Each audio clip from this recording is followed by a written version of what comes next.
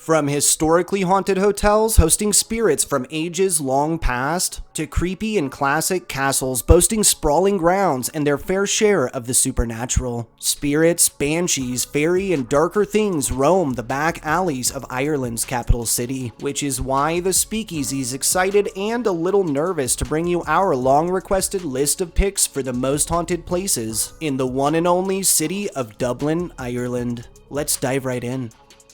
Number 5. St. Michan's Church. St. Michan's Church is an Anglican church located on Church Street in Dublin that holds the impressive reputation as being the oldest parish church on the northern side of the River Liffey. The site that holds the church originally played home to a 5th century Norse chapel, with the first Catholic church being erected much later in 1095. Our current St. Michan's Church structure was erected in 1685 by architect William Robinson. Its exterior was renovated in 1825. Surprisingly, not much has been altered in terms of the interior since the early 1700s. St. Michan's is best known for its burial vaults, 5 long passageways full of dead beneath the church's foundation. These vaults hold the remains of many of Dublin's more influential families of the 17th, 18th, and 19th centuries. While there's no record of the vault's actual construction, some bodies have been dated at more than 800 years old. The chamber's dry conditions have literally mummified those laid to rest there, while causing many of the coffins to disintegrate. Disturbingly, this phenomenon has actually caused mummies to come rolling out towards unsuspecting victims, who we assume either fainted or had to return home for a change of clothing. Despite these horrifying tales, many descend into the tombs every year to see the eerie sight. Following an incident in 2019 in which vandals broke in and desecrated a number of remains, including those of a 400-year-old nun and 800-year-old crusader, tours to the chambers have become much more restrictive. Today, St. Michan's holds regular services, offering a prime venue for weddings, funerals, and other religious affairs. Tours and visiting options are available to the general public. While tombs and rows of dead may sound spooky all on their own, a slew of reports over St. Michan's ridiculously long existence have led to a number of local legends detailing the old site's many hauntings. Many of these reports entail strange scratching sounds, disembodied whispers seemingly emanating from mummies, and even the sensation of icy fingers touching or grabbing at one's arms or legs. Before its desecration, due to his massive 6'5" frame and life, an arm of the crusader's body was visible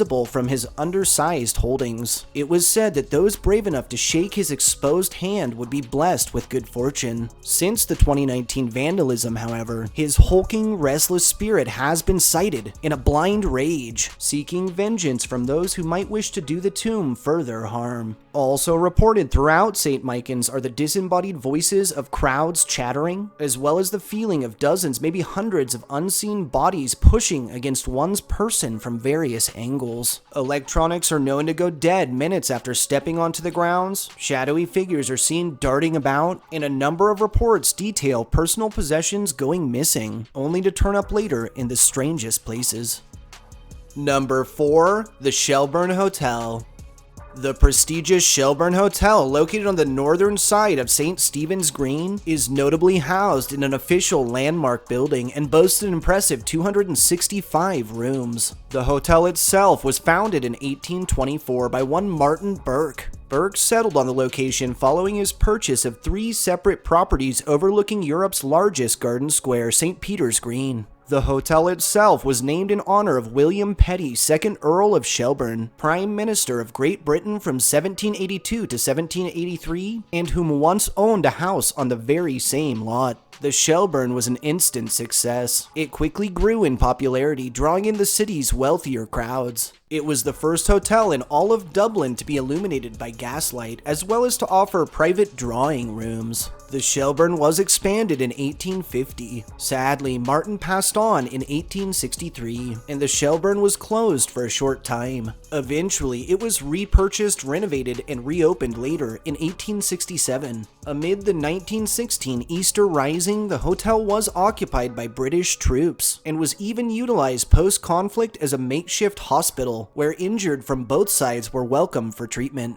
In 1922, the Irish Constitution was actually drafted in room 112 of the Shelbourne. This room is now known as the Constitution Suite. Most recently, the hotel underwent a whopping 18-month renovation and modernization project, reopening again in 2007. Today, Shelbourne Hotel is owned and operated by Marriott International, who continues to maintain, cherish, and honor the prestigious structure. It continues to serve patrons faithfully, offering elegant rooms, exquisite dining, and drinks of elite quality. According to local legend, however, fine accommodations aren't the only thing the Shelbourne has to offer, and a number of tales of terror surrounding its various paranormal infestations have been brought to light since the hotel's initial opening. In 1965, renowned conspiracy theorist and ghost hunter Hans Holzer, accompanied by medium Sybil Lee, paid the hotel a visit. By Sybil's account, while she was sitting in her room one night, she heard the disembodied sounds of a little girl crying. When she asked the ghost girl what was wrong, the child answered that she was scared. Sybil then reported feeling the small spirit climb into her bed, sit next to her, and even brush her arm, which in turn instantly felt dead, like pins and needles. Since this instance, it's been speculated that this ghostly little girl may be the spirit of one Mary Masters, who was only 7 years old in 1846 when she died during the cholera outbreak. It's thought that Mary lived in one of the buildings that was converted into parts of the hotel. If you're looking for an encounter with Mary, staff and regulars claim her most frequent haunt is the basement, where she commonly startles unsuspecting staff as they work. Also reported throughout the hotel and suggesting Mary's spirit may not be alone are shadowy figures slinking about, apparitions in clothing from many different eras, unnatural cold spots, and the disembodied sounds of a large party always heard from just out of sight. Lastly, on a handful of occasions, guests have been sent running and screaming in terror from their rooms after experiencing extreme poltergeist activity in the form of faucets turning on and off by themselves, doors slamming dangerously close to fingers, and even lights flicking off on their own, throwing an unnatural darkness over the room and all inside. Number 3. Kilmainham Jail. Kilmainham Jail is a former prison turned museum located in none other than the Kilmainham suburb of Dublin that has housed and even executed a number of notable Irish revolutionaries, political prisoners, and heads of various rebellions. Today, it boasts the title of being the largest unoccupied prison in all of Ireland, as well as one of the largest unoccupied prisons in Europe. This lockup was originally constructed as the County of Dublin Jail in 1796 and was intended to replace the older prison. The former prison, which was located only a few meters off-site, was little more than a dungeon. Inmates were not separated by gender or age, and, disturbingly, children as young as 7 were housed with the general population. During these times, men were supplied a bed to sleep in, while women and children were offered straw mats. In 1864, the prison was expanded, remedying growing population concerns. Executions were moved to a new location called Stonebreaker's Yard, located just outside the east wing of the prison. In 1910, following its less than savory conditions being brought to light, the jail closed its doors for a time. They were forced to reopen preceding the Easter Rising of 1916 in an effort to house the Irish Citizens' Army as well as the Irish Volunteers. 14 leaders were executed in Stonebreaker's Yard. These executions drew heavy criticism from both Irish and British citizens, who found the practice barbaric and later outlawed executions entirely. In 1922, civil war broke out, resulting in rebel control over the prison. At least 77 Republicans were executed at Kilmainham alone. That number infinitely higher when taking into consideration all executions from across the entirety of the country. The jail was finally decommissioned in 1924 following the end of the Civil War. Initially, there was no interest in preserving the nightmarish ruin, namely due to the extreme amount of pain and suffering experienced here. In 1936, the jail was actually considered for demolition, but the cost of destroying the site proved too high. Later, in 1958, the Kilmainham Jail Restoration Society was established in an effort to preserve the historic land. The society launched extensive restorations, which lasted a whopping 11 years from 1960 to 1971. Upon their completion, the old site was reopened to the public. Today, Kilmainham Jail acts as a historic site and museum on the history of Irish nationalism. An art gallery on the top floor holds paintings, sculptures, and jewelry of prisoners from all across the nation. Guided tours are readily available for any with an interest. Over the years, both staff and those taking tours have reported a range of supernatural happenings. So many, in fact, that Kilmainham Jail is widely considered one of the most haunted places in Ireland, if not the world. And that's not really surprising when one considers that most died here by starvation, disease, murder, execution, or by other brutal means.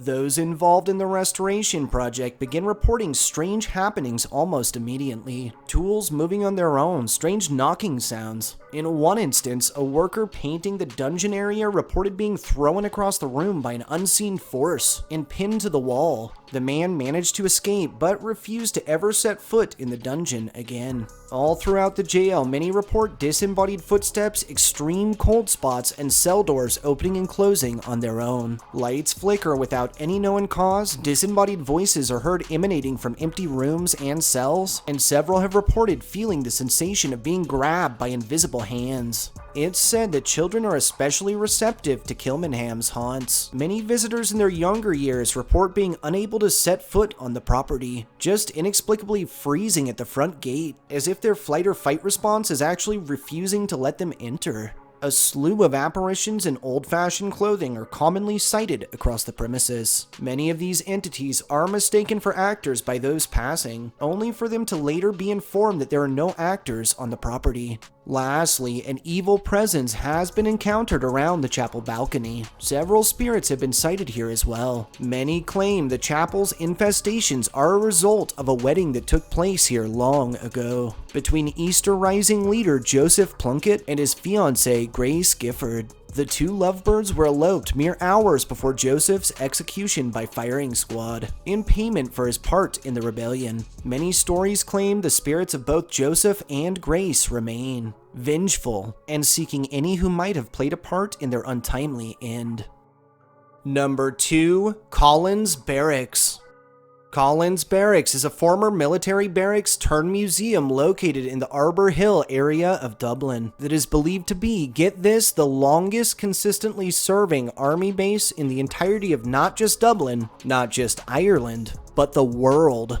The site the base now sits on was originally gifted to one James Butler, Duke of Ormond, and Lieutenant to Ireland in 1665. Initially, it was known as the Palace Gardens. Planning began for the first barracks on site in 1701, with the Butler family later selling their land to Queen Anne in 1703 for official use in this task. Construction of the barracks lasted 6 years, beginning in 1704 and concluding in 1710. Affairs were handled by then Surveyor General Thomas Berg. The site was first simply called the Barracks, but would eventually accommodate an addition to title in the form of the Royal Barracks. In 1746, a chapel was designed and constructed. This chapel was later transformed into the Riding School, a place to train cavalry officers as well as their mounts. The complex was originally designed to house over 1,500 men, but by the mid-1750s, more room was required. The buildings underwent several renovations, expansions, and additions, including that of a large marble ballroom. The complex eventually took the name Collins Barracks in 1922. When it was handed over to the Irish Free State. It was named in honor of Michael Collins, first Commander-in-Chief to the Irish Free State Army, who was actually assassinated earlier the same year. Collins is remembered for a series of heroics he performed during the War of Independence from 1920 to 1921. In 1997, after a ridiculously long career lifespan, the Irish Army finally vacated the complex. It was quickly renovated and remodeled into what would become the National Museum of Ireland's Dublin branch. The barracks, or now museum, remains open to the public to this day, 7 days a week, and charges no admission. It hosts the decorative arts and history collection, with exhibits and displays on arts, crafts and wares, and military history. Following the 1798 rebellion, leader Wolfe Tone was imprisoned here. Rebels caught outside the barracks walls were executed swiftly, their bodies later disposed of between the barracks and a river, at an area now known as Croppy's Acre or Croppy's Memorial Park. Full-bodied apparitions from this time period dressed in Napoleonic uniforms have been sighted from the park to the barracks, while others have reported the full-bodied entities of World War I soldiers, many mistaken for actors, before all present watched them fade into thin air. One of the most famous apparitions at Collins Barracks is one dubbed the Quartermaster. This bulky, spectral World War I soldier is said to lurk in the East Wing and is commonly sighted walking the corridors and stairs. The apparitions of soldiers from various eras, both Irish and British, are commonly sighted marching through the area, chatting or even training, and a menacing shadow figure in what appears to be a 19th century uniform has been known to stalk lone walkers. Also reported in and around the barracks are disembodied voices, the sounds of hoofsteps, phantom gunfire, and doors opening and closing on their own. Some have speculated that countless spirits may be attached to a number of the exhibits and displays, and museum goers often report watching in shock as full-bodied entities from various eras appear suddenly at their respective displays for only a second before flickering from existence. Lastly, and confined to no area in particular, many report being overcome by the unshakable feeling of being watched or followed. Lights have been known to turn on and off by themselves, sometimes leaving those present in total darkness, and a number of accounts detail instances in which objects move on their own or even float spatially through open air. Number 1. Montpelier Hill. Montpelier Hill is a 383-meter hill overlooking Dublin from the south that's a spill-off from the Dublin mountain range that reaches closest to the city. If its official name doesn't ring a bell, a darker ruin on its slopes just might. Dubbed the legendary and infamous Hellfire Club, this paranormal hotspot really needs no introduction. The summit of Montpelier Hill was originally home to a Neolithic passage grave, or burial chamber built directly into the earth and stone, that dated back to somewhere between 10,000 and 45,000 BCE. This grave's entrance was marked with a large cairn or stack of sticks and stones. Around 1725, one William Connolly, Speaker of the Irish House of Commons, as well as one of the wealthiest men in all of the land, constructed a hunting lodge on site that he called what else but Montpelier. In the process of its construction, Connolly destroyed the ancient cairn. Rather barbarically, he utilized its stones for portions of his own building, throwing all respect for the dead to the wind. Shortly after construction was completed, ironically, a large storm rolled in and it tore the roof straight from Connolly's lodge. Many claimed it was karmatic justice, the spirit seeking revenge, or God himself punishing William for committing such atrocities. Connolly quickly set to work replacing the roof. He didn't get to enjoy his lodge for long, however, as he died shortly after in 1729. The property was left abandoned for years until finally in 1735 it was rented from Connolly's family by Dublin's infamous Hellfire Club. The club used the old Montpelier Lodge until 1741 for, as some claim, a variety of dark purposes, after which it was left abandoned to stand the test of time. Today, Montpelier Hill and all associated buildings are managed by state forestry company Coilty and are open to the public as parkland. Some legends tell supernatural activity began when Connolly destroyed the cairn, others that strange happenings started after Connolly's death, and others still that something darker lurked there long before Connolly or possibly even the cairn itself ever existed. Some stories claim the Hellfire Club utilized the land for torture, sacrifice, and satanic worship. According to several records, the Hellfire Club actually left the lodge following a large fire. As legend has it, a servant accidentally spilled some drink on club member Richard Chappell Whaley. Whaley in turn drenched the servant in brandy and set him on fire. It's said the servant ran around the property in a panic, attempting to douse the flames while setting several portions of the lodge ablaze in the process. When it was all said and done, the flames had claimed most of the lodge, several servants, and a handful of club members, supposedly resulting in the remaining members being forced to leave the property forever. Several claims tell of club members kidnapping, torturing, killing, and even eating those who traveled through the area alone at night. One more prominent tale describing such a fate for a local farmer's daughter. Another more famous story surrounding the old clubhouse tells of a stranger in a cloak stopping by the lodge and joining club members in a game of poker. The stranger was good. No, better than good.